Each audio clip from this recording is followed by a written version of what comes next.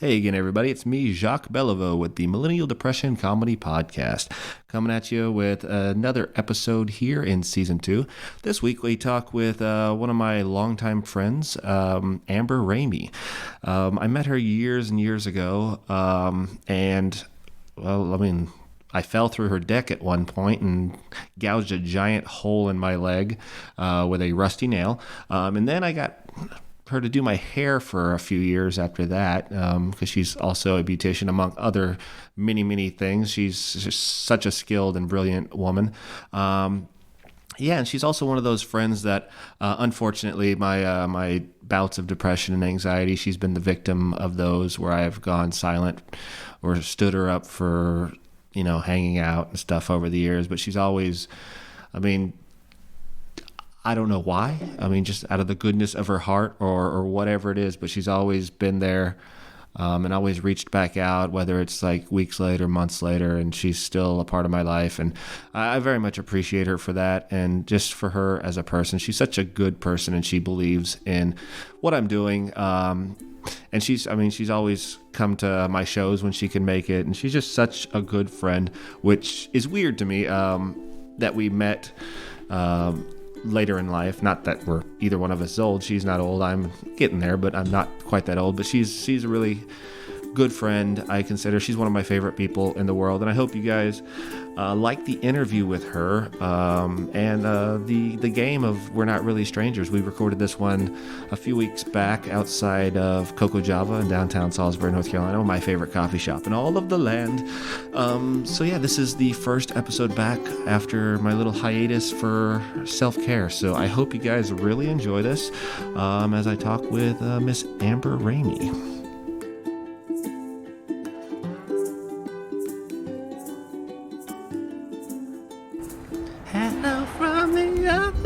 I've been recording for like 30 seconds now. I need to put my sunglasses on. Okay. That's a requirement? I'm sensitive. I have light-colored eyes. Shut it. Anyways, welcome to the Millennial Depression Comedy Podcast. I am your host and guy with a beard, Jacques Belliveau, and today we have with us a very good friend of mine that I've known, which I discovered the other day. We've known each other for like 5 or 6 years. It's been fucking weird. Magic. Yeah. Amber Ramey, how are you doing today? Doing well. How are you? I am doing very well. As soon as I pushed record, you've gotten even more quiet, though. Adjust. Yeah, very adjust. That's why, I have fancy equipment so I can adjust. Amber tricked me into working out with her today after I've been out of commission for the past 7 weeks, and because I have mouth pain. But it's cool, whatever. Makes me stronger. I only cried a little bit in front of her. And you're one of the very few people that I'll work out with and complain. Like, usually I just keep to myself and push through even if I hurt myself. But no, it's not going to happen with you. I'm privileged. Mm-hmm.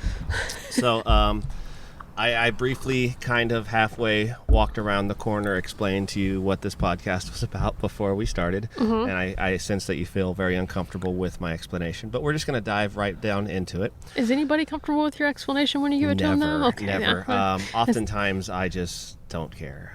Because I try to keep people off guard. And the whole point of this conversation is to be vulnerable with each other and to reveal our inner natures and issues and whatnot. So, like the title implies, Millennial Depression Comedy. So it's going to be funny, and we're both millennials, and we have depression, or I do anyway.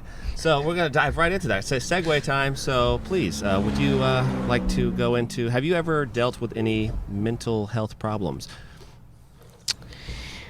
Well, I would say at least every few weeks when I get to the bottom of a bag of chocolate-covered pretzels, I experience what I would call an emptiness that I can't really fill back up fast enough. I understand that. Except it's pickles and beef jerky for me. It's a struggle.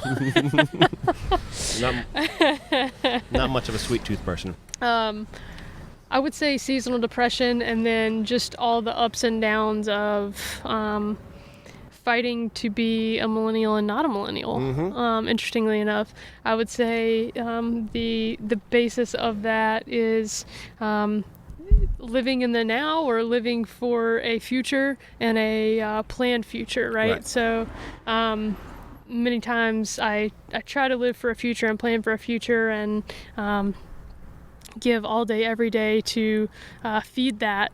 And then you just come to one day and you're like, man, I really wish I was one of those millennials. And you say it like you're not one, but we are. I am one. I'm like, gosh, I wish I could just be one of them, like not give a shit what happens tomorrow and just do whatever I really want to do today and right now and spend my money and not buy a house because I know it's a better investment than wasting all my money on rent. And so then you go for like a week and you're like, oh, my life is terrible. Why did I make these choices? And then typically when I work out, I just go work out for a few days or a few hours, and then I'm back on the up. For a few days? Well, consistently for a few days. There we go. Okay, yeah. You're actually, how old are you now? 31? 31. I was born in 88. Quick math. Yeah, so, okay, you'll be 32. Yes. Yeah, I'm 31. Yeah, 31, yeah. So you're like a year and a half, 2 years younger than me. So we're basically, I'm going to say we're the same age. It's really weird to me, and one of the reasons I admire you so much, this is going to get real awkward because I'm going to say things to you that I've never said before. And you're wearing glasses, and I'm wearing sunglasses. You can only like partially look into my eyes and vice versa. Exactly, so I feel less uncomfortable. Why do you think I do this outside most days? During the day, on bright days. Exactly. So, no, I very much admire you because you are my age, basically, and you're one of the very few people I know that are our age with a awesome work ethic. That makes sense, because everybody, like, I know a lot of people our age that don't have that, but you are always hustling, as the kids say. Every day I'm hustling. And because, I mean, you cut hair, you're a project manager person, you're always traveling, doing construction-y type stuff. I don't know your exact title, so I'm just going to say things until you depends like, well, I do this. Yeah. It depends on the day. Yeah. Sometimes I'm a therapist, sometimes I'm a babysitter, sometimes I'm a glorified paper pusher. Yeah, exactly. Just depends. Sometimes you're an employment sometimes I do facility. Work. Yeah, I've seen you do work. Yeah, it's been weird. But you're always working. Or working out, and you work out a lot too, until this year when I slacked off and decided to make a feature film and all that, I worked out all the time too. But yeah, you have a great work ethic. It's something I very, very much admire about you. And can we get into where does that come from? Like for me, it's always been to avoid life. Like you're like, oh, I'm working towards the future. Not for me. It's to avoid the thoughts in my head, and the workaholism just allows me to be distracted from the fact that I'm, depressed all the time or anxious. Huh. Interesting. No, it's a deep-seated, deep-fed, nurtured thing from the moment I was birthed. From a human, I'm guessing. So we can't talk about my past life just yet. I think it's still too soon. Okay. But maybe when we start to play the game, I'll be there. My parents I'm going to take this a little far just to get us where we need to be. But my parents were married very young, basically got married to escape their lives. Grew up in religious environments, very southern environments, traditional environments. So you put those two together to get away from the homes that were really shitty, that they both had apart, and decided that maybe together they could make a better one. Started popping out babies really fast, so on and so forth. Became my brother first, then me. And my dad, basically, he's a very simple man. He doesn't need many things. He only likes a few things, and are you one of them? Doesn't understand. We've had our ups and downs. So my work ethic definitely comes from him. He endured 30 plus years with the Postal Service. Ooh. So if that tells you where I get my my work ethic from, that should tell you there. That helps, yeah. Wow, 30 plus. I could never imagine being at a job for 30 years. Like, it's weird. It's incredible. It's incredible, and it definitely was, they started having kids and he needed to support them. Yeah. And because he came from a traditional background, it was, the only thing I know is that I'm supposed to go to work to feed my kids and my wife and be a good man and go to church. All right. So that's what he did. Okay. So to me, growing up, seeing that was like one of the only things I knew that I had to do and I was supposed to do is you go to work. You go to work to support yourself. And then for me, as I got older and developed more of my own wants. Expensive taste, yes. I've seen your car. Exquisite taste and and your fashion. bourbon and cigars. Then the independence came, right? And I just, everything about, since I can remember, like, having memories, probably second grade. My mom tells me I'm crazy when I say that, but I'm like, no, I remember things. Yeah, I remember things like from when I was 4. Yeah. Yeah, and that was pre-kindergarten. Yeah. I didn't go to pre-K because I wasn't one of those uppity kids, but it was before kindergarten. Your mom knew you didn't really need it. Yeah, I was like, he's a lost cause. But yeah, as I started to like enjoy these ideals of doing for myself at such a young age, I'm like, the secret is like work. Yeah. I need to just work and work my ass off, and then that way I can always support myself, and then I can do whatever I want to do. Exactly. Without asking permission legally from anybody. Yeah. With as long as it's legal. But that's a lot of it for me. Is I hate being dependent on anybody, but I'm also not like I have gotten better about planning for the future. But most of like I'll earn a bunch of money from working, and I was like, well, I give a lot of it away. I make movies. I do, which is, I guess, working for the future. But yeah. Like I said, I've gotten better about it. But back in the day, I was like, whatever. I don't care. I would give money to friends who would borrow it, and then take advantage. And young kids. But mine, like I said, was to avoid stuff. But you and your real work ethic, making me look bad over here. So you, cosmetologist? Is that what you are technically, or are you a barber? I don't know. There's a difference. I know that. There is a difference, and I guess it varies by state, but cosmetologist. You're a cosmetologist. So they taught us to do the facials, the hair, the nails, all that good stuff. Oh, so you're not a Russian astronaut. Secret. Okay, see, now my notes are wrong. But the only, like, I guess the biggest difference is I can't use those, like, old school straight blades razors? Yeah, on the face. Can you do the neck? I can do everything else. That's weird. Yeah. Okay. Yeah. I don't know why, but you used to cut my hair all the time. Mm-hmm. And you give the best mohawk ever. And I miss my mohawk. I feel like a shaggy bastard That right WWE mohawk. Exactly. Yep. And for the listeners, I apologize. I have this weird tickle in my throat, and I can't stop coughing. It's not sick. Definitely not sick. I'm not sick. I don't get sick. Definitely but I'm just not saying sick. I have this, so I apologize. I've been trying to not cough into the microphone. So, you're... Okay, so back into work ethic.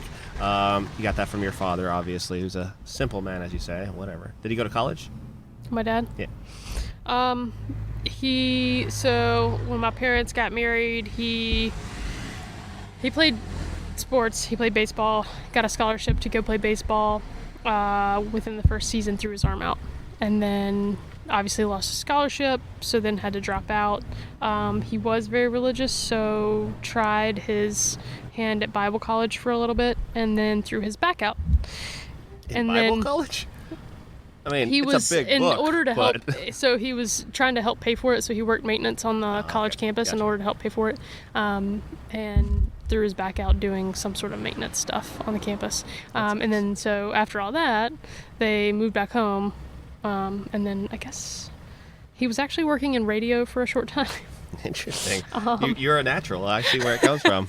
He was really into sports radio, but so he was doing that, and then when they moved back, I think he slowly got rid of that and started to work for the post office, because radio is hard to, TV, radio, anything is hard to get into. It's not as stable, and when you're trying to support 2 kids, he was like, yeah, I understand. Maybe I need to give up this dream. No ESPN for him. So what about your mom? Is she? Quite the homemaker. Telling you what, hamburger helper like nobody's business. Oh man, I remember those days. Instant mashed potatoes, shells, not the elbows for the mac and cheese. Yeah, of course. Muy importante. Muy importante. I have a friend who likes to tell this story that her mom is like super into cooking, baking and stuff, and she used to make like homemade fried chicken and mashed potatoes, and then the kids would get upset because they liked the potatoes from KFC better. Oh God, the terrible. Yeah. And then the mom was made with water. Yeah, it was. I'm like, the things we get used to. It's just weird to me. So my mom can cook, actually. Can she? Yeah, she doesn't anymore, but she can. But she can. Well, I can do a lot of things that I don't do, that I should do. She didn't work until my parents divorced. at all. So she just stayed home and did everything else, basically. Right. Yeah. Change the oil, mow the grass. Well, yeah, definitely. Drywall, Definitely that. not that. That's where you get it. My dad, he can change oil, but that's about the extent of his mechanical hands-on knowledge. So where do you get your, like, you're very handy. Like I consider myself somewhat handy, but you're a very handy person. Like I could talk to you about certain things. You're like a pro. But I can talk to you about things and you know what I'm talking about. And then you come to me with, like, you've come to me with things and I'm like, I had to think about a couple of them before I was like, wait, no, that's right. You know, so you're very handy, and that's it. So where do you get that from? Or is it just like do you have a sense those to are learn learned. stuff? Yeah, those are learned. Gotcha.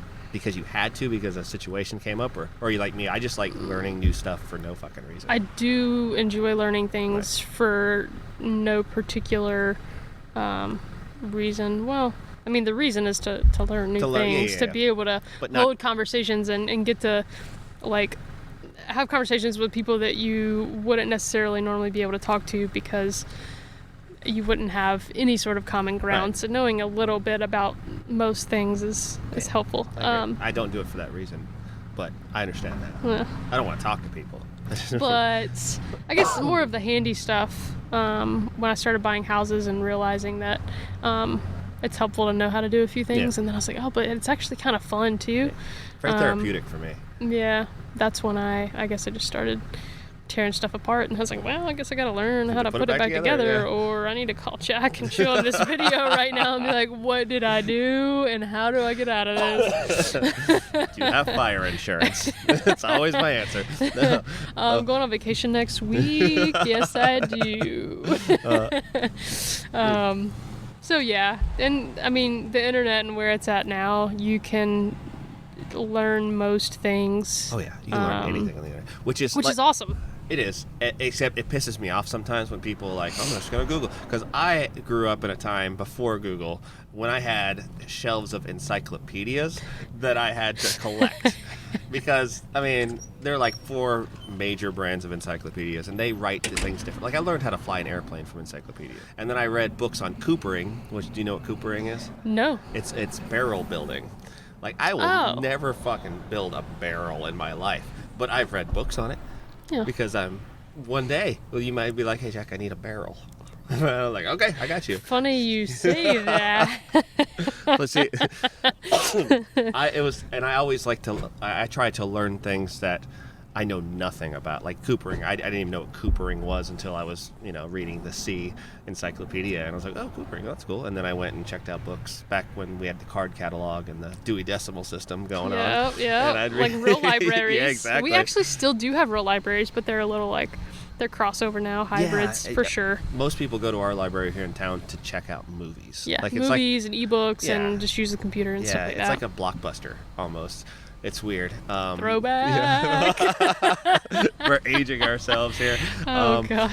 So you even have the sweatshirt on to go with the Blockbuster vibe. I do. Just some yellow lettering on there and we'd be good to go. Yeah, I got my card in my wallet. There was, when I lived in Alaska, it was 2005. There was a Blockbuster right next to where I lived. And every day I would trade food for Blockbuster rentals. And then, Wait, with who? For the people who worked at Blockbuster. Oh, okay. Where'd you work? At a pizza company. This is when I was in college. I gotcha. I worked at Great Alaska Pizza Company, which is right next door. Sounds fancy. Yeah. Hand-tossed? Oh, yeah. Oh, yeah. But that was about it. But everything, all the toppings were frozen because it was Alaska. That's the only thing we had to get shipped up there. Fair. But it was still tasty. It was the equivalent of it was right below Pizza Hut, but above Domino's and Little Caesars. And above the Pizza Inn. Remember the Pizza Inn? No. Oh, man. It was before CC's was a thing. We had the Pizza Inn. It was a buffet. CC's. The buffet. Oh, my gosh. Yeah, there's just some things. I mean, most everything should not be a buffet. I don't see the benefit of buffets. I like the idea of buffets, but I would like it to be called a buffet, and I just order something from the table and they bring me unlimited that. I don't want to go anywhere and get a sneeze guard in my face and pick up stuff. Just call it a buffet and just bring me until I say stop. That's a buffet. I think that's called all you can eat or bottomless. Which one of us is French? Me. Who knows what buffet So, like, really means? the buffet. Me. Buffet. Like Olive Garden breadsticks, how it used to be. Not anymore, I don't think. I don't know. I recently noticed, I don't know if you picked up on this, they changed their logo and branding, and so they changed out all their signs. I've been asking people this, and to see if I'm the only person in the world that's basically realized this. I think I might be. Yeah, probably. But they've started to do changeovers on their signs. They're pretty cute. Yeah. I have no idea. There's an Olive Garden here in town. I've never been there. I don't go to Olive Garden. I like going to restaurants. I like going out to eat with people or by myself sometimes. But I will not buy pasta anywhere. That's one thing I will not go to a What if restaurant it's handmade? for. No, I can hand make pasta. Okay. Yeah, but pasta is so easy to fuck up, and it's one of those things that I always feel gypped when I go somewhere. Gotcha. Like, oh, I have handmade marinara. I don't know how to do an Italian accent, but that was it. But it's one of those things, like, I don't want to spend my hard-earned depression money on pasta that I could make at home way better. Did you learn how to make pasta from the encyclopedia? I did not. I actually... Okay. I had to know. I took... there used to be this website. I don't even know if it's Inventables. Is that still a website? I think so. Yeah, okay, yeah. I used to. Yeah, have I'm pretty sure it is. Yeah, back in the day, I used to have like a little subscription to it or whatever, and I just took all the little online classes. Yeah. Okay. Yeah, it's very easy to. I think now it's Linda is one of the big ones, right? I don't know. Yeah, I think that's. Now everything I just wing it, or YouTube it. Mm-hmm. Except for if it's like engine building or something like that. I like physical books. I got yelled at by... we'll get back into your story in a minute, but the other day, I was on the food truck working, and I have a book in my bag right now. It's, I forget the name of it right now, but it's a Liz Plank book. It's a new one. And I was reading it, a physical copy, and a woman came up, and she says, she gets my attention or whatever, and she says, since you like to kill trees... assuming you don't have a vegan option. And I'm like, excuse me? She's like, you ever heard of an e-reader? And I'm like, yes, I have. What you need? Yeah, she got mad at me and scolded me for having a physical paper copy of a book. Did you hand her food straight to her bare hand? She didn't order. Because I probably would have, just to save plates and containers and paper. Open up Like, your hands. ma'am, well, I do realize that, how many trees I killed reading this book, so I figure we should probably save some, and it's very important to you. You probably won't mind if I just stick this empanada right in your hand, right? Exactly. Okay, just making sure. It's called For the Love of Men. Oh. Yes, it is Wait, a new vision for mindful masculinity. I heard of the Dax Shepard's podcast, and he interviewed her. She was one of the experts on experts, and I really liked what she had to say, and so I decided to read the book. And it's weird. It's like half spray painted and stuff right now, but whatever. Don't A little bit judge of wood me. dust. Yeah. So, anyways, she got mad at me for that book. Look, it's a cute book too. Like, it's adorable. It's blue and yellow. Blue and yellow. Yeah. Fits our Blockbuster theme. Exactly. Perfectly. Exactly. You know me so well. So, anyways, getting back to you. So, did you go to college? I know cosmetology, obviously, but did you do... I did. So after cosmetology, I was a couple years into cutting hair and took business classes at the local community college for a while, which was super helpful. Did that. Good times. You seem enthused about it. What else did I do? I feel like there was probably... I feel like, you're like a really smart chick, so... I feel like... I guess that was the most formal. Okay, yeah. I've done some... learning on the streets. Well, insurance, some more in-depth insurance reading and Right. real estate reading than anybody would ever care to know. Yeah, I don't care to know any of that. And then when I worked in restoration, I dealt with way more insurance, and I think that probably had a little bit to do with it. Right. Yeah. Go towards the microphone, Amber. Then people will hear you. Exactly, as she drifts away slowly. And I'm not a partier or a social person, so college for me it was just okay, whatever. I would have died had I gone to college. I feel like you're a lot more wild than me. Came very close without, so maybe that might have put me over. I'm not sure. Yeah. It might have. Quite possibly this was life telling me the only way you will live to see 31 is if you don't go to college. Right. But I feel like with you it could have gone either way. You could have gone to college and been dead, or like you would have gone there and found like a love for like medical school, and you'd have fucking came out and cured cancer, and be like, well, whatever.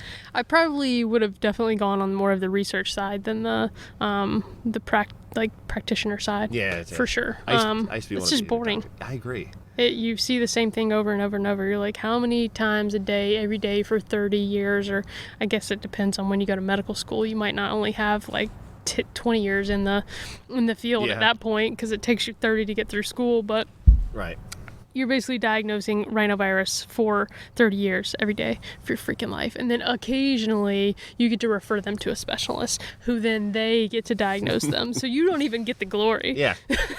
You just get the glory of knowing some other guy's name and their address. And for people that like want that like MD, you know that really like gets to them. Yeah. Because they're most commonly, very much title, like narcissistic. That's right. Yeah. Well, I will admit this. The other day, like a month and a half ago, I did a presentation at the National Institute of Environmental Health Sciences on equine therapy and PTSD. And so I get in there and they're like, oh, it's very casual. And I had miniature horses with me. So they're like, do whatever you got to do. So I wore these jeans, a hoodie, and my boots, because I'm handling horses. Like, it's very casual. I walk in there and there's like these 7 doctorate degree having people all dressed in like 5-piece suits. Everybody else who's a veteran is like in their full dress blues, and I'm in a hoodie and fucking jeans, and I have a miniature horse with me. So I get there, and like the former Brigadier General, Marine Brigadier General opens up the whole thing, and he's got like 5 doctorates and somehow fought in 6 wars while getting these doctorates, right? I'm like, what the hell is going on? And then he's like, I would have had another one, except I was diagnosed with an infection 10 years ago, and so I was bedridden, so I only got these 4. I was like, what? Right, making me feel like a piece of shit, right? And then, but the highlight was like, he gets done, and then the next person comes up to introduce me, and they're like, next up we have Dr. Jacques Belliveau coming. And they got my name right and everything, and they said doctor. I'm like, oh, it felt good. I will admit it felt good.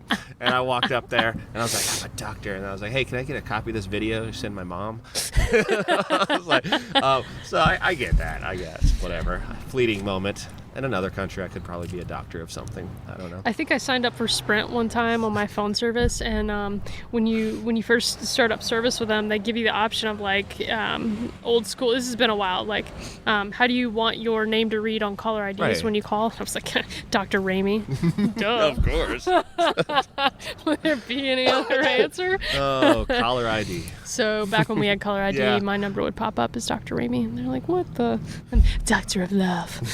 At your service. I would have been like, who the hell is Ramey? I don't know this. It sounds like a rap name. Yeah, I know, right? Ramey. Dropping those beats. So, seasonal depression. You're super smart. You're super motivated, obviously. No, it's cold, though. I hate the cold and I hate the rain, so the winter sucks. It does. Well, I mean, seasonal depression. I mean, that's what the dark does it to me. Like, I don't mind the rain. I'll work in the rain. I'll work in the cold. I'm a human furnace. But the darkness, like, I need sun in my life. Yeah. Which is weird considering I'm so pale. I'm such a ginger. You'd think it'd be the other way around. But do you ever suffer from any anxiety issues or anything like that? Yeah, so I would say if it's more than a few people, so more than like 3 people or 4 people, especially if it's more than 3 or 4 people I don't know. Right. Oof, yeah. And considering I used to drink a lot when I was younger, and so it didn't matter because, I mean, you're fucking hammered and you don't notice. Like, you're the only person, and like your emotions as they happen are all that you see or interpret, right? Like, everything is in slow-mo because you're drunk. I've only been drunk twice in my life, so I don't know. It's healthy. But, I don't know if it's healthy. It's definitely healthy. I think it's, but I think I haven't been drunk as much because I have horrible control issues over myself. Like, I don't want to. I feel like if I get drunk, I'm too vulnerable to people, and I tell them the truth about stuff, and I just like, no, I don't want to do that. Yeah, it's a thing. Yeah. Yeah, so it's very unhealthy. My stepdad does that, but he still gets drunk. Yeah, well. And then they have to like be thrown out of places because he is too honest and doesn't realize that what he's saying is not okay. Yeah, see. Yeah. But yeah, if it's strangers, more than a few people, I definitely have like I either have to just hone in on one person and have like a conversation with them and hope that they have something interesting to talk about. Because if not, then I'm still focused on everybody else and whatever they're saying isn't really even penetrating. But yeah, I'll mess with something or Twitch or, find something. Oh yeah. I do. I tap like my leg twitches a lot, or I twiddle my thumbs and whatnot. I have horrible anxiety. Like when people, especially like, it doesn't matter who they are. If I love them to death and I want to spend all the time with them, if I'm going somewhere, like I freaking second guess. That's why if you want me to go somewhere with you, you have to ask me as you're leaving. Hey Jack, you want to go? Yeah, I'll go right now. That way I don't have any time to second guess that shit. You ask me more than 20 minutes, I'm already like, I shouldn't have said no. I need an excuse to not go, even if it's something I really want to do. You're welcome. Yeah. I am a planner, so I have been training you. Oh man, I hate it so much. So much. I'm like, 2 weeks from now on a Friday night at 8 p.m. we're gonna do this. Like seriously, like I've lost sleep over stuff like that. Like I just sit there like it's crazy. I'm horrible at it. So work does that to me. Really? Yeah. Well, yeah. You've texted me terrible. several times, like late at night, and I say late, which makes me feel old, but it's like 9 o'clock, like 9 or 10 o'clock. I have like meltdowns. In the middle of the day at like 12 p.m. when I get a text message. That something is wrong on a job, and I just like can't handle it. I understand. Yeah. Well, they say that if you do what you love, it's not really a job. So you hate your job, so it's not obviously what you want to do. So do you have dreams? Like what like, I mean, everybody has dreams, I feel like, except for dead people, because like not even dreams. Physically. Like there's never been like some like main big picture end goal, like ideal job or anything like that. To me, after living as long as I've lived and worked as long as I've worked, which people are laughing right now because I'm only 31. 31. When did you get your first job? I've been on my own since I was 16, so I've been supporting myself since I was 16. So considering that, we're like the same person. That's 17 years or something. 16 years. Whew. God. It's all right. Anyways, so a while. Almost half your life, yes. I would say go for the money, and then invest it until you get to a comfortable position where you have enough things to support you that don't require you to work every day, and then do things you love and enjoy that Okay, let's say, don't cost a lot of money, right? Okay, let's say money's not an issue. Let's say you walk into your house one day and a leprechaun had accidentally fallen through the roof. He's dead. Pot of gold is there for yours. Oh wait, he's dead? Why did he have to die? Because the gold... sacrifice? A human sacrifice? I mean, he's not a human. He's a leprechaun. And his spirit lives on. He's a real person. No. See, leprechauns get reincarnated into other things, so he's living somewhere else. But the gold is no longer his. He's Asian, not Irish. Got it. I'll edit that part out. So let's say money's not an issue. Okay, you have this. You're 31. I feel like this would be a card on the game. It probably would be. Yeah. Yeah, but we'll get there. We're almost there. So what's your thing? Like, you have all the money. You have all the money in the world. What would I do with the money, or what would I do with my life? Your life. Yeah, you have a guaranteed future. You have retirement. You have a house. You have whatever money, anything financially that needs to be covered for the rest of your life is covered. Okay, I don't just have a lot of money. I mean, you do that too. Yeah, like you'll never want for anything. If you like wake up one morning, man, I want a Ferrari flavored lollipop. Like you automatically have the funds to research and develop that, no matter what it costs. Like you have the money for anything that you want. Oh man, I do a lot of working out. Okay. I drink a lot of fancy coffee. Okay. Ride my motorcycle every day. Mm-hmm. Probably just wear jorts. Oh yeah. Try to live somewhere warmer, like South America, most of the year. But then I would probably put most of my time and effort into finding more rural areas that are hard for kids to find opportunities. Go to those regions and try to partner with industries and companies that need work. Like right now I'm in construction industry. There's a very high need for skilled trade. We don't have it. Right. There's not a lot of programs still available to train these people. We're trying to play catch up, very much so. So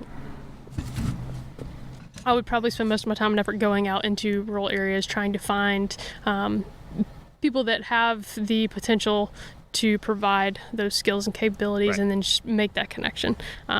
And also, you'd have to get past the stigma of those things. Like, if I tell somebody, hey, you should go become a framer, they're like, no, that's peasant work. But you can make good fucking money as a framer these days. But because it's not a doctor or a lawyer, people look down on it. So there is that stigma about physical or manual labor. Yeah, it depends on where you come from. Yeah. Well, Yeah. I mean, especially with kids these days. And No. like, if you're going to like South America or something and doing that, yeah, you're fine. But American kids are, yeah, they're very, very spoiled.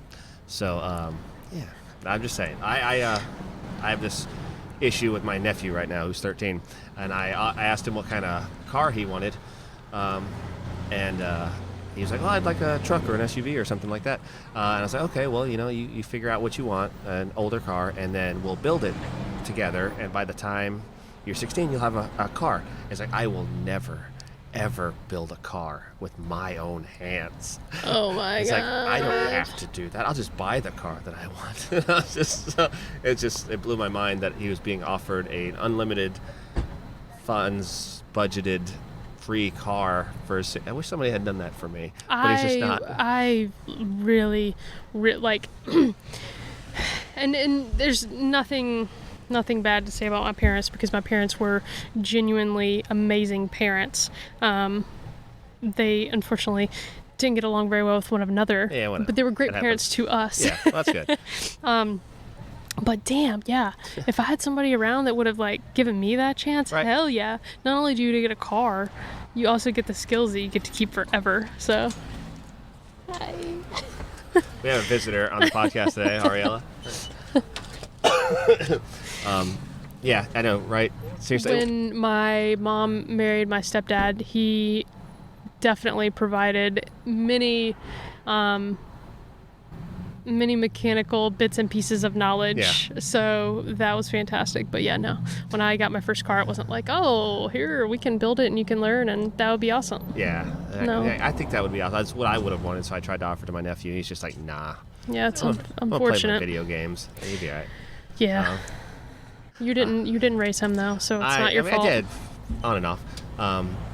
But it is my fault. I'm going to blame myself anyway. But my point is, I don't know if you knew this about me, but years and years ago, I was with a program, and I went to Tanzania, and I taught English, and I helped build like buildings. Like we built a school, we built a couple of warehouses. What did you build them out of? Wood. Okay. Yeah. And Well, yeah. a lot of them, because there's so much like trash and no. plastic and stuff like that, they'll utilize those materials. We did the greenhouse with the recycled plastic canvases Right. and stuff like that. And then we also did, I don't know where it all came from, but there was so much corrugated metal everywhere. Yeah. And so like a lot of the warehouse buildings and stuff, and the roofs were all done with corrugated. And a lot of it was like rusty and you just, Sure. but I did that years and years ago, and I loved it. I love volunteering doing stuff like that.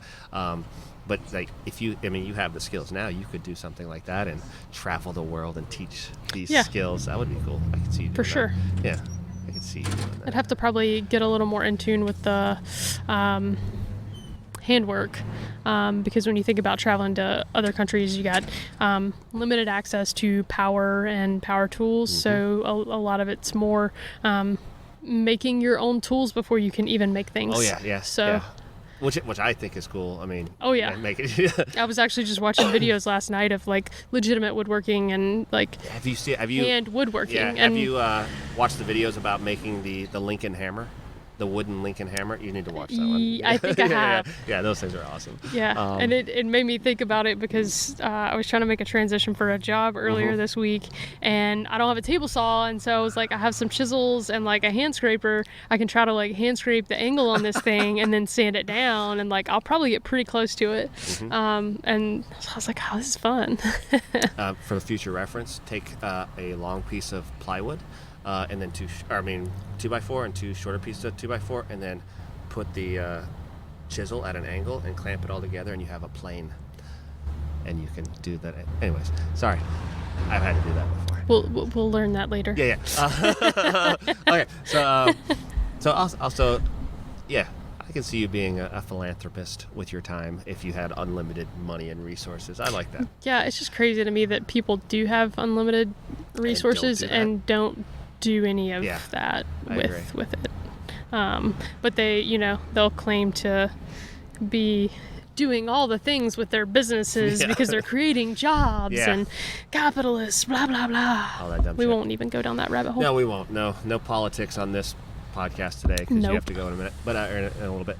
So the one last thing I want to touch on before we play We're Not Really Strangers is if you feel comfortable talking about the drinking thing. Was that an addiction thing, or was it just something to do that got out of hand, or you don't seem like the type that has an addictive personality to me is what I say.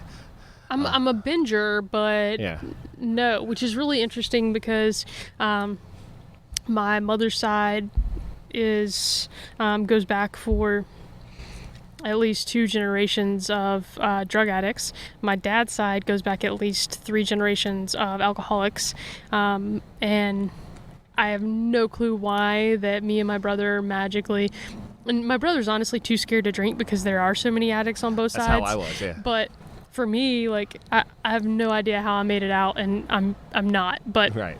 No, I don't have that that craving, that addiction craving, I guess, that people say is like a fight every day. But for me, I needed to know. I always need to do things. Like, people can tell me 100 times what it's gonna be like, how bad it's gonna be, yada yada yada. But until I physically endure it or do it, it's not that I don't believe it. Yeah. I just need to really know how it makes me feel. Yeah, you can't really describe a feeling. So, I spent... It's like that time I got married. I just had to know. Oh, God. I don't think I need to do that. Yeah, you'll be married. You'll be married way before I am. I think I spent about 3 good years, raging out hard. I did all the things, drank all the things, and then I was like, okay, it's time to adult. Yeah, when I first met you, you had, prominent knuckle tattoos and stuff. It was pretty cool. Oh, yeah. You were, I guess, certified badass. Yeah, you were. For sure. Yeah. But... we'll go... I didn't get out without getting in trouble, so I got busted, and a couple of times, unfortunately, and then basically sacrificed the better half of a decade of my life. That was some depression. That was some fucking deep, dark depression. I have control. I wouldn't call them issues, but I'm definitely a fan of being in control. It's my one thing, and not being able to losing your license and not being able to have that one freedom, that only freedom that I look forward to for my entire life until the age of 16, and then finally had it, and then for it to be taken away. It was soul crushing. So enduring that for 5 years, and I sucked it up though. You did. You made it. I bought a liquor sickle and cruised through the rain and the snow and the ice and made it happen because I legit probably would have lost my fucking mind otherwise. That goes back to your work ethic too. I feel like every time, I've been in trouble several times too, but every time I would get out of jail, oh shit, I got work in 10 minutes, I'll go, I don't care. Yeah. I was what the hell am I gonna do? I have to work. Yeah. And I was in school full time then I was working full time and in school full time, so I was like, this bus situation. I don't know if you guys know, I guess that's another skating on the political realm, but that's pre-metro rail or whatever, right? Yeah, pre-light rail, but our basic busing system, you're talking, it's going to take you 30 to 40 minutes to get where it would normally take 5 minutes in a car, at least. So doing all that was not possible. I learned very quickly. So scooter it was. Yeah. I actually see, I've physically lost my license just because I forget stuff sometimes. But I've owned several scooters just because I like scooters. I became very fond, but I had motorcycles before and loved those. So I had motorcycles. I had dirt bikes and motorcycles and scooters, and now I still have motorcycles. Or not anymore, but Yeah. Yeah. Anyways, thanks for bringing that up. So now we're gonna go. you have any questions for me? Okay, cool. Next, we're going to take a little break, and we're going to play We're Not Really Strangers, where we have to be super vulnerable and Stranger open. danger. We need to make up some sort of theme song. That'd be Ooh. cool. Yeah, sing a song for me as I push the stop button. Stranger danger. We're not really strangers. Stranger danger.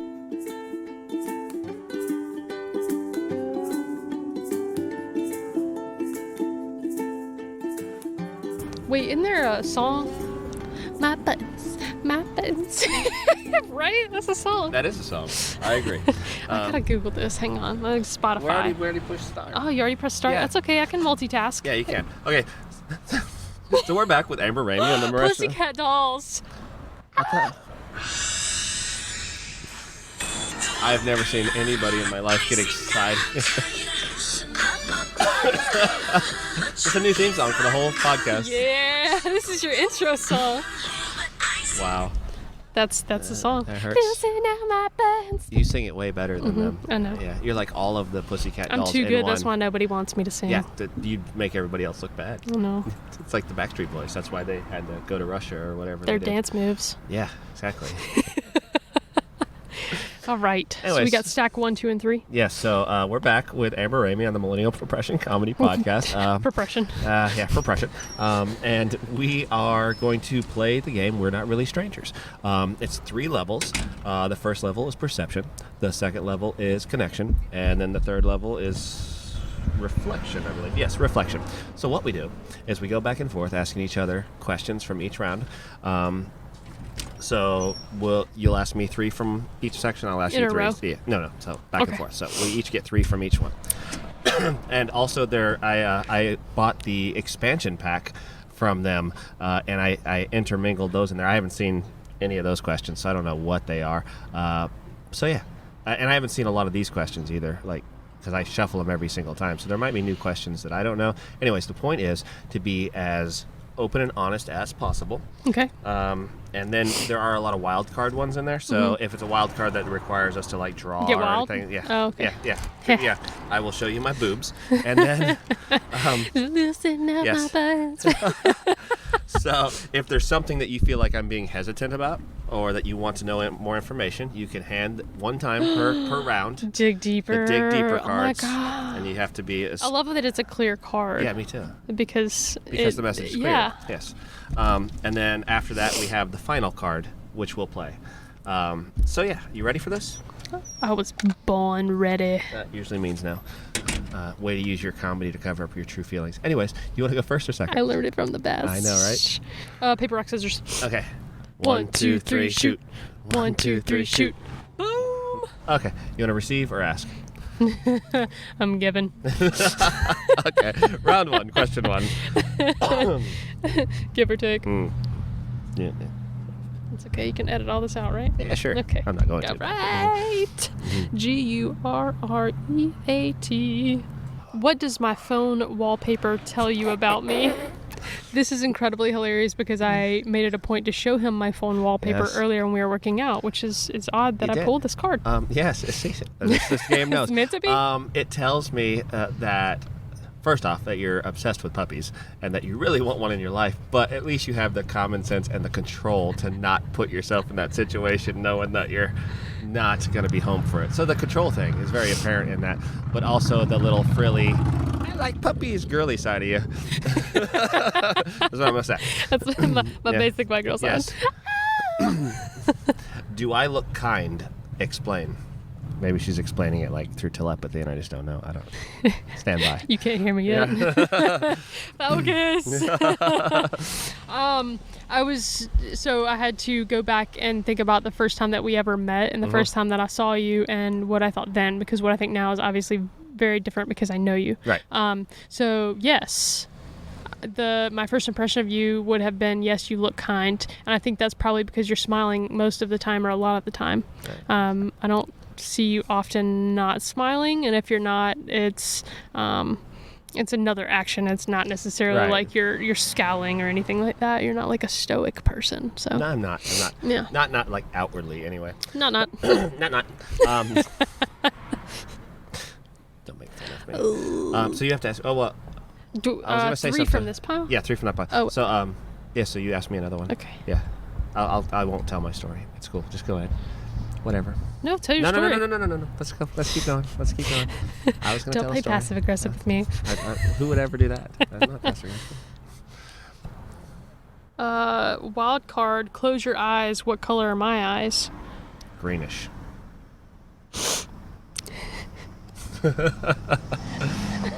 I'm glad you're way smarter than me. I was still trying to figure out what that meant. I didn't even have to close my eyes. You were looking down and your hat was covering your face. Oh, goodness. That is accurate. I know. And yes, that's also accurate. They are greenish. Yeah. Because they're hazel. Yeah. And mine are greenish. Mine change colors all the time. I was going to say yours are greenish, but more like green to blue, right? Yeah, okay. And to gray. And they always have gold in them at some point. Yeah. I have beautiful eyes. Thank you. You do have beautiful eyes. You do too. But what do you think my go-to karaoke song is? I should probably know this. You should. But, well, maybe, because it changes. It also I'm depends thinking on where. something like Journey or that era. You think I'm a Journey girl? Like something that's going to really, put your vocal range out there on display. I don't have vocal range. Wow. That's going to be your... What would it be? So you're going to go with Journey on this? Wow. I'm thinking something in that decade. I'm going to have to reevaluate our entire relationship. So I have 3 Or go-to. rap. Like old school 80s rap or something. It's usually 90s rap, but yeah. Yeah, okay. So I have 3 go-tos. My first go-to, if I want to go old school, is Ain't Too Proud to Beg by the Temptations. Yeah. My second would be Forgot About Dre. Yes. Dre, Eminem. And then my third, fourth would either be Like a Prayer by Madonna or Brother Love Traveling Salvation Show. Okay. Yeah, those are my Dre, I do recall some Dre at one point. Yeah. I think we hung out one time and In I had the the truck. ukulele. Yeah. Definitely. Yeah. Oh, your turn to ask me a question. Yeah, I just asked you about the karaoke stuff. That was a tough one. Keep up and listen to my soul more often. What subject do you think I thrived in at school, and did I fail any? I think you were really good at gym. I don't know how to take that. Yeah, I know, right? No, like I feel like you're really, really smart. Like you're like impressively smart. But Manipulation. yeah, I know, right? Persuasion. I don't think you failed anything because of your intellect. I think maybe you didn't like certain classes, or you didn't pay attention in certain classes, or maybe you were out getting in trouble or playing hooky. But I don't think you've ever failed anything because you're dumb. Is that accurate? Yeah, I never failed anything. Yeah, that's what I said. But if you were going to I fail quit stuff, school, but yeah. I was gonna say, if you were going to fail, so it wasn't because you were dumb. Yeah, no. I feel like you're really good at like, what is the name of that? English. There you go. Because you write as well. I feel like you're really good at English, and you. I could also see you being really good in history. Am I accurate? Nope. What are you? I was great at math. On several occasions, you have told me that you hate math. What the H? This whole relationship's a lie. Anyways, yeah, I can see you being good I at like math. math. I like math because there's always an answer. Yeah, well, there's always an answer to everything, whether you know it or not is not the issue. But ambiguity. Yeah, well, don't use your fancy English words. No, I'm not good at actually, English. high school English was terrible for me because I had a religious teacher who wanted to make every single thing in every book a religious meaning. And so she'd be like, what does this mean? Write a paper on it. And I'm like, la la la la. And then she's like, no, because Jesus. And I was like, fuck. I don't feel like Les Miserables had anything to do with Jesus, ma'am. So I struggled, but I still got like a C or something like that. And then history, my basketball coach was my history teacher, so all our tests were open book because he couldn't afford to lose any of us. Right, of course. Which, yeah, that's bullshit, but it helped me, so Yeah. that's great. So you won't complain. I got you. Okay. Interesting. Let's see. Oh, no, we can't do that one. Uh-oh. Wild card. Too much.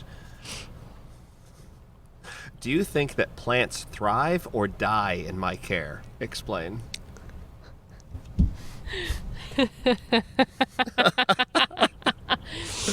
Oh man.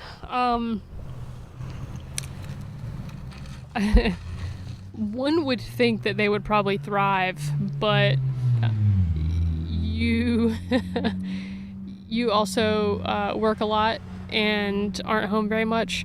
So I think because of that, it would probably be pretty difficult for you to keep a plant alive, depending on the type of plant. I agree. Obviously, because the only plant I own is like some snake plant that the lady at the Black Hawk Hardware told me that like pretty much you can't kill. And so it's like, that's the plant for me. Challenge accepted. Mm-hmm. Yeah. Okay. Yeah, you're. I mean, technically you're right, but also since I'm allergic to the world, I would never have plants. So I would, if I did have plants in my house, I would just murder them because got to get them before Even they get like succulents. I don't know. I've never had succulents. Because those are like cute, and I don't think they're high maintenance. I just try to avoid them. You get to make like cute little bowls for them and stuff. Oh wait, it's your turn. Yes. so Second. level 2, yeah. Level 2. Go kicking it up a notch. Yeah. Woo woo. Really getting to the meat and potatoes of this. Tight in there. I want some meat and potatoes. Well, you said no more wild cards, right? Well, as long as we can do them as long as we don't have to draw anything or get up and do anything, because that doesn't really translate to radio. But if it's something like just like we have to say something or do something, that's fine. How old do you feel emotionally? How old do I feel emotionally? That's weird. Like emotionally, like if I had to make sound decisions on like something practical, like house buying or car buying or something. That's logic. Yeah, that's still Not emotional. emotion. I mean, emotion is part of it, I feel like. So I'm gonna say 40. But if I had to deal, like relationship-wise or dealing with my actual feelings and not trying to pass them off as logic, I would say 12-ish. 12 to 15. Okay. Yeah, honestly, most days. Yeah. Like I have like it's different with different people. Sure. But like... as opposed to a year ago, you think your answer would have been different? Oh yeah, I would have been like 1. Yeah. Like, I feel like I've made some progress. That's good. And most of that progress is just me being honest with myself about how actually I have emotions and not just ignoring them. Sure. But it is different with different people. Like, I feel a lot more comfortable with you. So I think between us, I'm like early 20s. I'm like getting up there. Yeah, early 20s, not in a frat college kid. Yeah. Yeah, like a good college kid. Like studious Harvard. Yeah. Yeah, for sure. Yeah. Exactly. We're high-class individuals. Exactly. But, high-class emotions. Yeah. I'm going to go with that. Let's see what we got here. What did the people who raised you teach you about love? Not a thing. Oh, shit. Well... Oof. I know, right? So, my real father and my mother, I guess those people who raised me the first half of my life, taught me that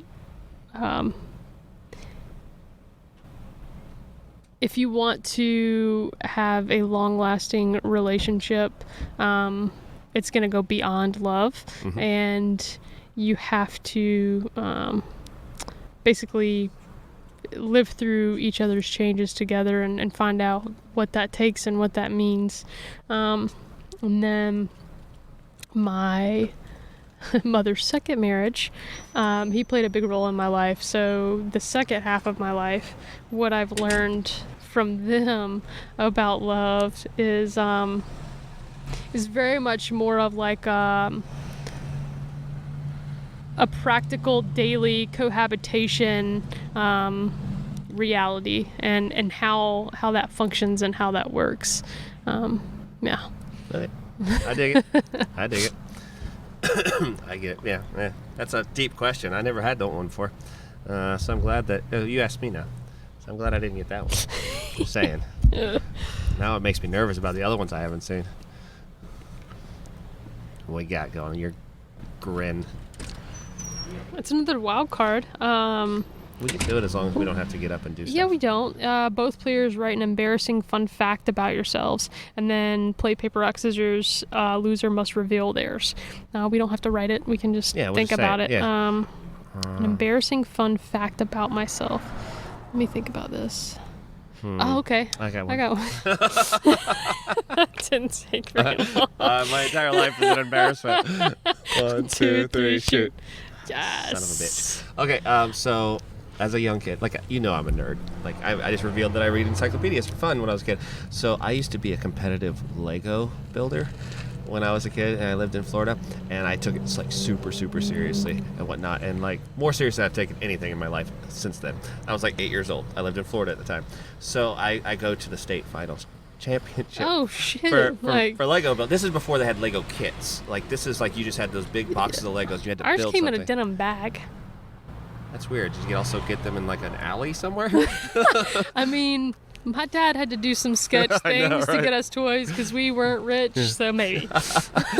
So I just had it just came in boxes. So Yeah. you just had to build something original. So I went to this state champs, and I was like super serious and whatnot. And so I made it into like the top third, and then we had to go out on stage and like blah blah blah and explain to the judges or whatever. Because up at that point it was like silent judging, and then they got to like the top 4 or 5, and you get on stage, you had to explain your ability. So much like today, I'm not much of a housemaker or a homemaker, and I wear the same jeans several days in a row, blah, blah, blah. So I'm on stage explaining to this massive thing that I had built, and the day before I had gotten in the shower and just took my pants off and whatnot, and the underwear from the day before had gotten down in one of the legs, and I hadn't realized it, so I was like wearing the pants, and as I'm like walking around my thing, my extra pair of underwear came out the bottom hole of They my were definitely jeans. tidy whities too, weren't they they? were. Oh yeah. They were. It was like, I think they were Power Rangers. Nice. Like with the red, and as I'm walking along, and then it just falls out, and everybody starts laughing. My parents called me Spare Pair for like 10 years after that. Nice. I was very, very, very, very embarrassed on that. That's great. Yeah, yes, I hate you. It's very much so.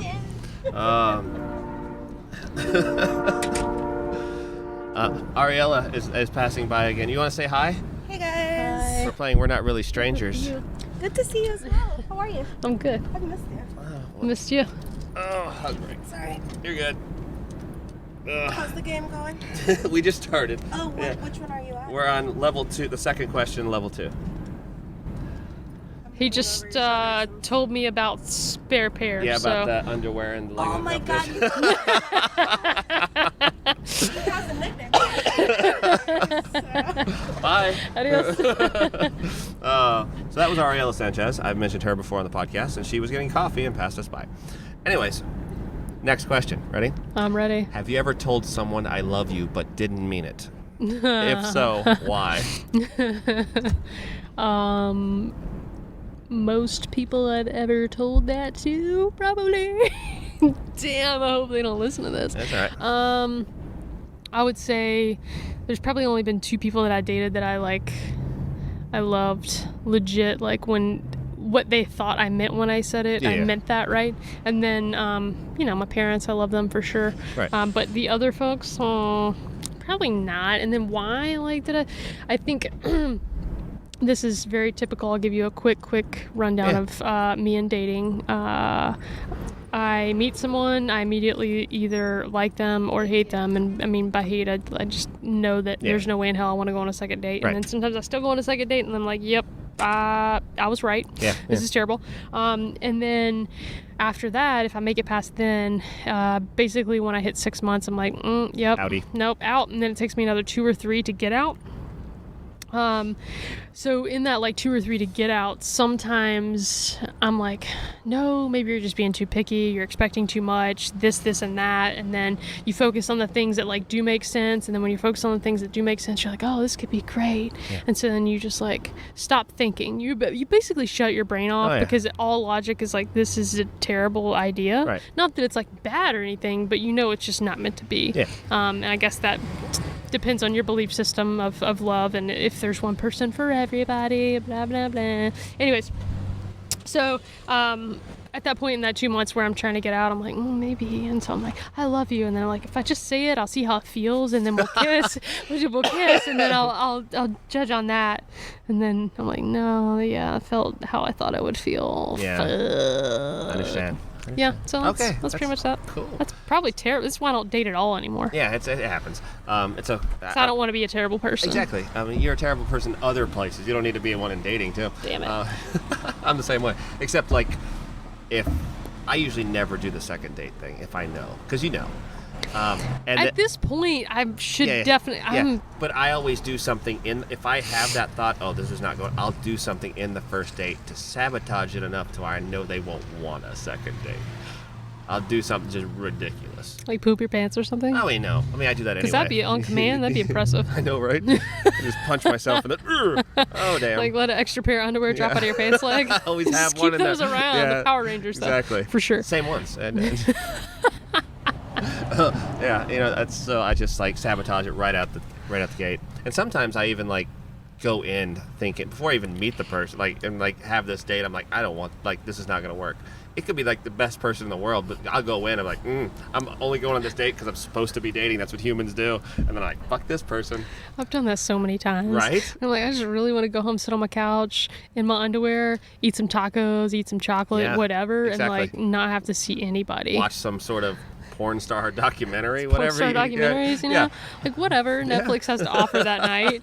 Maybe it is that. Yeah. Maybe it's some other thing. Who knows about like genetic modification? Sometimes I get real fancy with it. Yeah, exactly. And then I'm made to feel bad, like, oh, you're supposed to want to date. You're in your early 30s and whatever. Like, no, that's not. It's not our fault. The like pool is just like little minnows, Yeah, right? it's It's so not weird. like you got this awesome rainbow trout floating around there. It's like, Yeah. I don't get any king yes. salmon coming my You're way. like, no, like I get- catfish, bottom feeders, like all sorts of. Exactly. That's bad. Yeah, I get. Well, I'm 33. I'll be 34 next month. So it's usually. I mean, I don't have anything against people like this, but it's usually a woman who has like 2 or 3 kids, who's already been married once or twice, that we're like, oh, he's stable, blah, blah, blah, let's go ahead. Or it's somebody that doesn't want any of that stuff, who's super independent, who thinks I'm in the same boat and who just wants to attach themselves to me. Like, it's like, oh, I'll date Jack because, I never have to check in, I'll never have to do, I just want to put it on my Facebook. And then, so it's just weird, like, extremes. It's like, because I mean, when I'm actually going to commit to a relationship, I mean, everybody has wants and needs and whatnot, and I like to, text me when you get home. I don't say that just because it's the nice thing to do. I'd like to know that you're safe. And then some ladies don't do that. I'm like, fuck you. So it's either be my son's new father, Yeah. or hey, nice to meet you. You're my boyfriend. Now we never have to talk again. Exactly. Yeah. Okay, gotcha. Yeah. And I'm not much of a chatter anyway, but when I want to talk, I want to talk. And I never know when that's going to happen. So we could just be, I could not say words for like 4 weeks, but we hang out every day. And then like on week 4, I could be like, you know what? I really like Cocoa Krispies better than Cocoa Puffs. And and that opens a whole web of whatever. Hey, let's continue. But anyways, I'm horrible at dating anyway. 1, 2. So it's my third one. okay. And then you go, right? I don't know. I think maybe. What did you just... I've only got 2 Oh, no, in this no. pile. You yeah. asked. Yeah. 'Cause I just asked about your lying about your love life. Oh, yeah. Yeah. You're right. Sinner. What are you passionate about? That's like so many facets. That's going to be hard for you to answer probably, though. Well, I don't know. Because I have a lot of fake passion. Like, I have a lot, like we talked about earlier, I have a lot of things that I do just to keep me busy so I don't have to deal with myself. I, like my top 2, in no particular order, is helping people. And enrolled in that one is also making people feel something, like laugh. Like, I love making people laugh, and I feel like doing that is helping them. And then my second thing is creating, like whatever it be. I have too many projects going on, but like those are my 2 like main passion things. And then if I had to add a third one, making the people that I actually love, not just that I'm saying because you taught me how to do that way, feel like they're special. I'm not saying like, oh, rose petals and blah, blah, blah to all my friends to make them feel special, but like just to make them feel like they're heard or wanted or special in some way. Help them see their worth. Yes, and their strong points. Yes, And I try. sometimes people forget, Exactly. So And a lot of that, all three of those, selfishly, is to keep the focus off of me, which is stupid. But I do that because I hate talking about me. Anyways, my turn. This is your last level, that's too. long. Yeah, it is. If you could get to know someone in your life on a deeper level, who would it be and why? This is where I'll put the Pussycats doll song in. So it's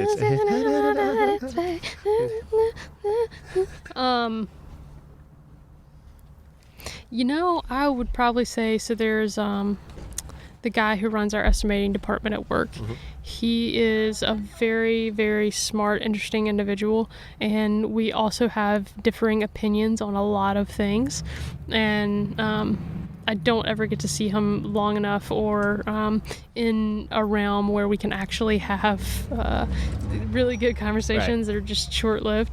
I would say him. I think it would probably be one of those relationships and friendships that we don't see eye to eye on a lot of things, but it's helpful, right? And that insight helps give me understand. Just understanding. Yeah, I get it. I like it. Okay, that was level 2. How you feeling? Feeling pretty good. Cool. Do you feel I haven't used my dig deeper card yet? Me either. Yeah, because you're pretty good about. I think because we're over talking probably. Yeah, we Should are. make it harder for each other. Yeah. I'm just like, yes. It wasn't a yes or no question, Jack. All right, so level 3, reflection. Your turn. Okay. What do you think our most important similarity is? Our most important similarity. I think. This is a double-edged sword. Better not say anything about my facial hair. No, mine's way better. See, I hate questions like this because if I say something good, that means I have to recognize that I also share the same good characteristic. And I know I hate stuff like that. But I mean, we both already have talked about how beautiful our eyes are. We have beautiful eyes, yes.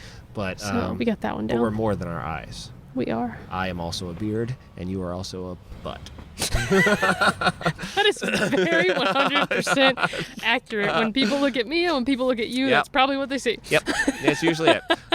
Those most comments I ever get, because I always wear sunglasses outside, is the beard or the chest, shoulders. Like you're very broad. Yeah. I was like, well, thanks for the fat joke. I appreciate you. And then I imagine you get the butt thing a lot. But anyways, I would say. Our kindness / compassionateness, because you are you talk a big game, like cockiness and oh, that bitch cut me off and stuff like that, but I also feel like you're one of the most kind people I know. I feel like if somebody was down and out, or if somebody was having issue, even if you didn't like the person, if you felt like they were genuinely in trouble or needed somebody to talk to, that you would do that. I feel like you're very open to stuff like that. Yeah, absolutely. And I'm very much the same way. Which it's very, I can speak from experience, it's very difficult to counsel somebody who you've not necessarily considered an enemy, but considered not your most favorite person. Yeah, exactly. It's very difficult, and I don't know, it's weird, but I feel like you could do the same thing. You would do the same thing. Yeah. I think we share that. Yeah. Okay, my turn. Bien. Did you pick from the right pile? Yeah. Okay. It's level 3, but it's a wild card summon. Whoever shuffled this deck is an idiot. Do you want me to reshuffle it? No, because then that would make me look like a failure. And I think you're just fucking with me at this point. I'm just going to take a few of them. There we go. There's one. Winner! Your face. What is one thing you think I can do that would dramatically improve my life? She's really thinking on this one. Well, take as much time as you can. Prior to, I guess prior to this year, I would say what you're doing this year. And you're already doing it. And that's just focusing a lot of time and energy on becoming self-aware and trying to get. Let's be real, nobody's really ever comfortable talking about many things and doing many things, but trying to get a little more familiar with talking about emotions and just things in general, and being around people It's a big one. Yeah. even though it's scary, I think long term it'll probably have a more positive effect than the short term, like, anxiety. Yeah, probably. I guess we'll find out. Yeah, we'll see. Yeah. Your turn. You already pulled some out, so. Yeah. But that's a wild card. Oh, yeah. If we were in a band, what would our name be? That's a good one. Butt beards. No. Angel eyes. It'd be butt beards or angel eyes. Those are our two. Butt beards or angel eyes. Yep. The mental image. It just makes me think about those guys with really short beards with the butt chin. Oh my gosh. Yeah. Oh, the soul patches. Yeah. Oh, I like a soul patch though. Yeah, well, we already discussed how Don't you have judge me. shitty taste in dating, right? No. Let's see. Ugh. I'm just going to take some more out. How would you describe me to a stranger?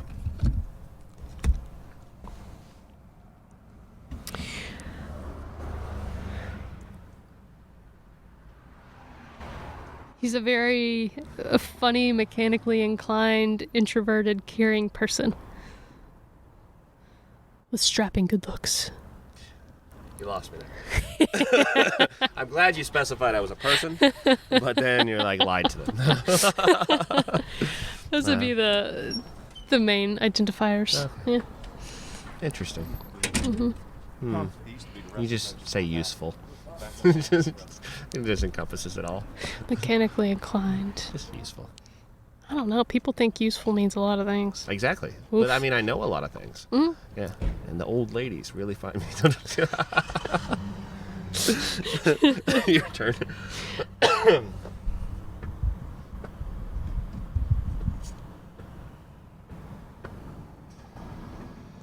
think you did this one. When you were asked how are you, how often do you answer truthfully? Never. But it's okay. You can ask a different Never. question. Yeah. Almost, Like never? I would say 99% of the times I lie.